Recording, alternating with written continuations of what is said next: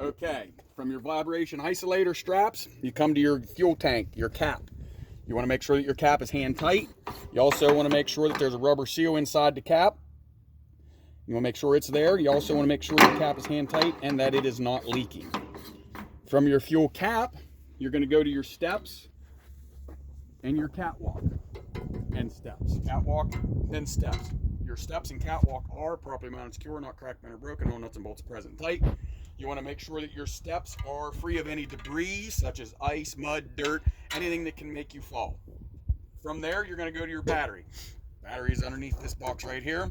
Your batteries are properly mounted, secure, not cracked, bent, or broken. All nuts and bolts are present tight.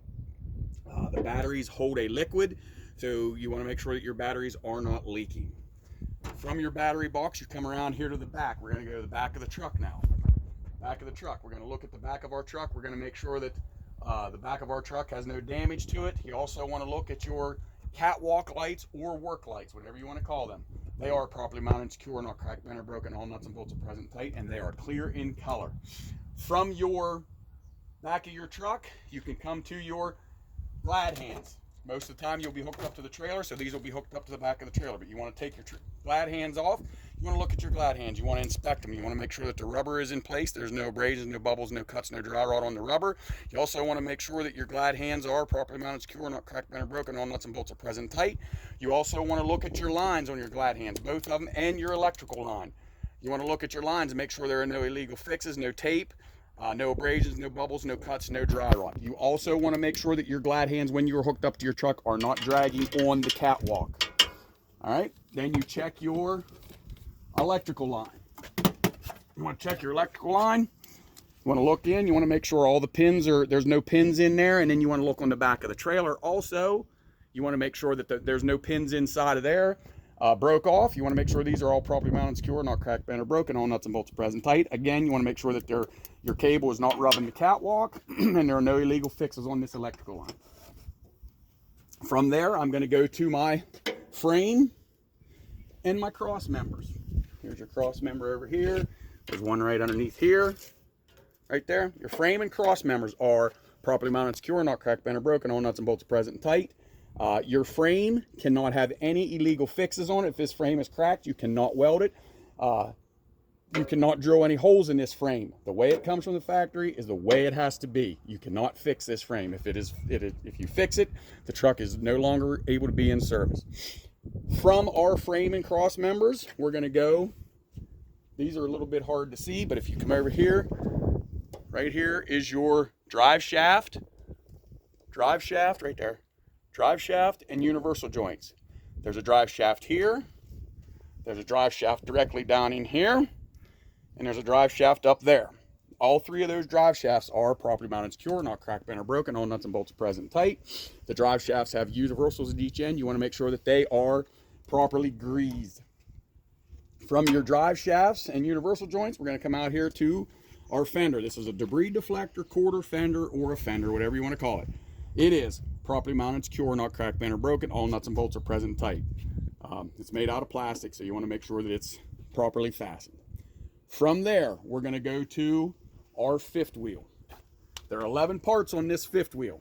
I will point these parts out. I break it down into 3, 3, 3, and 4, I believe it is, or 3, 3, and 4, or 3, 3, however it is.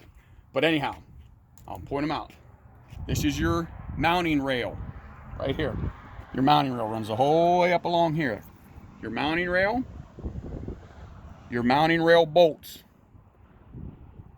your slide rail. This is what the fifth wheel will slide on. And your fifth wheel slide locking pin. Mounting rail, mounting bolts, slide rail, locking pin. They are properly mounted and secure, not cracked, bent, or broken. All nuts and bolts are present and tight. What is special about it? You want to make sure that these locking pins are in the locked position. From there, I'm going to go to, this is my release handle. This is my platform right here that the fifth wheel sits on. This is your fifth wheel mount. It's a little bit hard to see because it's covered, but it's this right here that mounts the fifth wheel plate to the platform. Fifth wheel mount. In behind this pin right here, it's called a pivot pin. Then you have your fifth wheel plate. Then you have your locking jaws, which are up in here. Right here are your locking jaws, right there. So, locking handle, pivot pin, platform, fifth wheel mount, fifth wheel plate, locking jaws, and then if this truck was equipped with one, there would be a gate right here. What the gate is to prevent the handle from coming out. So all those items are properly mounted and secure, not cracked, bent, or broken. All nuts and bolts are present and tight. What's special about it? You want to make sure that your fifth wheel plate is properly lubricated. And when you're hooked to the trailer, you want to make sure that your locking jaws are around the shank of your kingpin. So anyhow, back up here again, just to go over all the parts. I'm just going to go over the parts. Mounting rail, mounting bolts, slide rail, right here, slide rail locking pin, release handle, platform, that's what the fifth wheel mounts to, pivot pin, fifth wheel mount, which mounts the fifth wheel plate to the platform,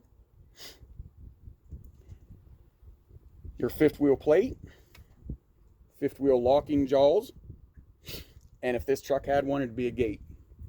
You would have a gate. Okay, from there we're going to move to the brake system on the back of the truck, which is the same as the front, just a couple different parts. Okay, on your brake system back here, you have your brake chamber. It is properly mounted and secure, not cracked, bent, or broken, all nuts and bolts present tight. It is a dual brake chamber. See how big it is? Back a little bit. Dual brake chamber. Okay, on the underside of it right here is your slack adjuster. Clear down on the underside, you can't see it, but it's on the underside of it is your slack adjuster, your cotter pin, your clevis pin, and your push rod. They are all properly mounted and secure, not cracked, bent, or broken, all nuts and bolts are present tight. With the brakes released, what's special about this, with your brakes released, you should have no more than 1 inch of play in the push rod with the brakes released. Okay? From there, you can come over here to your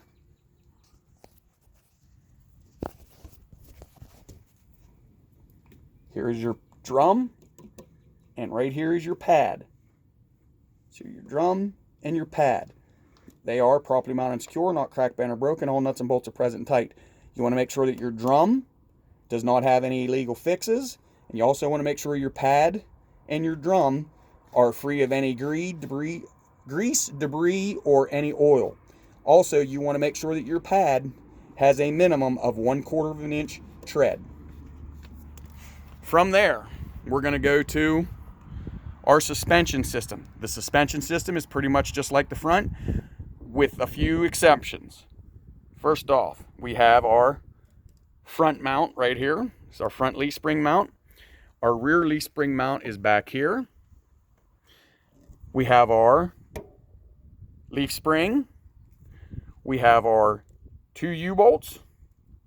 And we have our shock with an upper, and down there's the lower shock mount.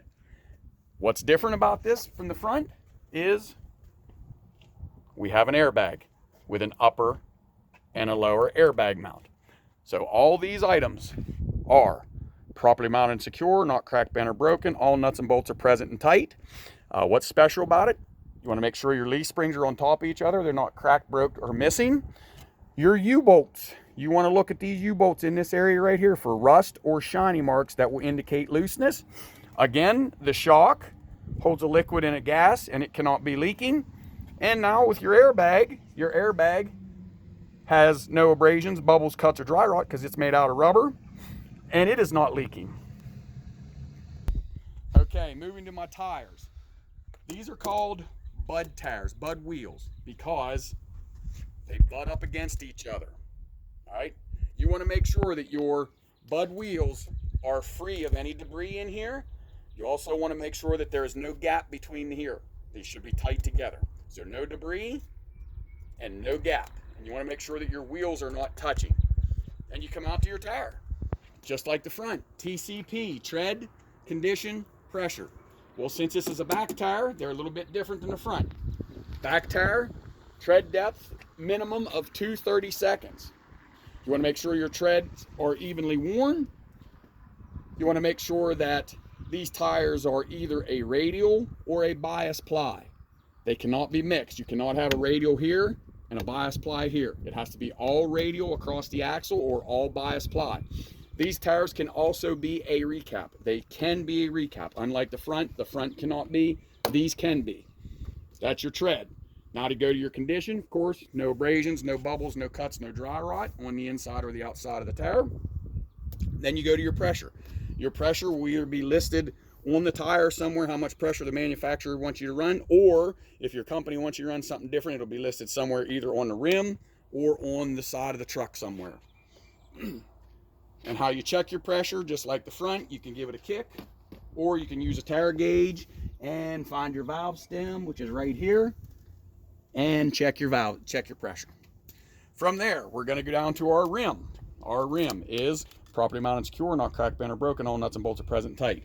On your rim, you want to look for cracks, anything from the holes to hole.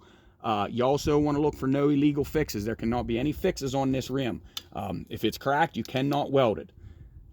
From there, you want to look at your lug nuts. You want to make sure all your lug nuts are properly mounted, secure, not cracked, bent, or broken. All nuts and bolts are present and tight. You want to look in behind your lug nuts for shiny marks or a rust trail coming off of this lug nut, because that will indicate looseness. If you see a shiny mark or rust trails, get your lug nuts tightened. From your lug nuts, you come to your valve stem, which is right here. Your valve stem is properly mounted, secure, not cracked, bent, or broken. All nuts and bolts are present and tight. You want to make sure your valve stem has a metal cap, and you want to make sure that your valve stem, since it's holding back air, it cannot be leaking. From there, you come to your hub. This is an axle. Your front has a hub. These are your axles. Your axles are properly mounted, secure, not cracked, bent, or broken. All nuts and bolts are present and tight. Your axle holds a liquid, so it cannot be leaking. So you want to make sure it's not leaking. From there, I would move to this set of axles. I would do my suspension, my brakes, tires, but to shorten this video up, I won't be doing that. I'm just going to move right along. So continue back. I'm going to come to my mud flap. My mud flap is properly mounted and secure, not cracked, bent, or broken. All nuts and bolts are present and tight. What's special about this, your mud flap needs to be at least 2 to 8 inches off of the ground. From there, we're going to go to our left and our right lights. These are 5 things. These are a stop light, marker light, turn signal, reflector, 4-way flasher, right and left. They are properly mounted, secure, not cracked, bent, or broken. All nuts and bolts are present tight. They are clean and they are red in color. From there, you go to your backup light. Your backup light's properly mounted, secure, not cracked, bent, or broken. All nuts and bolts are present tight. You want to make sure that it's clean and clear in color. You also have your tag light. It's properly mounted, secure, not cracked, bent, or broken. All nuts and bolts are present tight, and it is clear in color and clean. From there, you come to this right here. This is called your torque bar. It is properly mounted, secure, not cracked, bent, or broken. All nuts and bolts are present tight. You want to make sure that it's not broke, cracked, and make sure that it's fastened at both ends. Also, before I move on, you want to check your exhaust back here. You want to make sure that your exhaust is properly mounted and secure, not cracked, bent, or broken. All nuts and bolts are present and tight. You want to make sure there's no black soot marks.